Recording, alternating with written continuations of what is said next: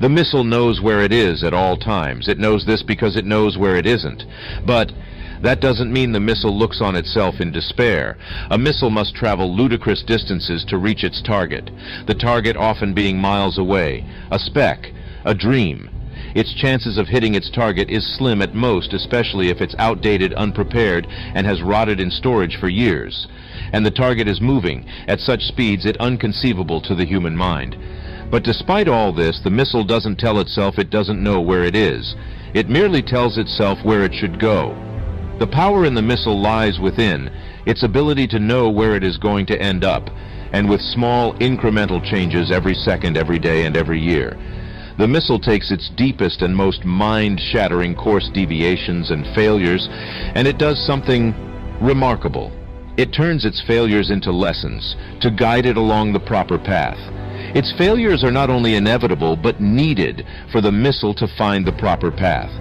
The missile drifts when it needs to. It doesn't burn all its fuel in a desperate state to reach enlightenment. The missile knows its destination, but aims to conserve fuel until the proper time comes, when it will strike and fulfill its purpose.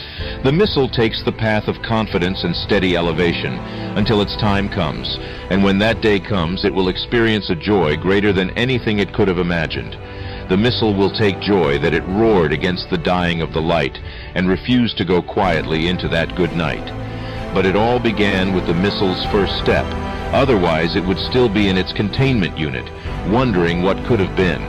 The missile knows its greatest lessons lays within its own fear, so it should embrace it and mold it until it has nothing to be afraid of, even welcoming the greatest of challenges, thirsty for experience. To the missile, its greatest fear will become not what will happen, but what will happen if it does not challenge its own fear.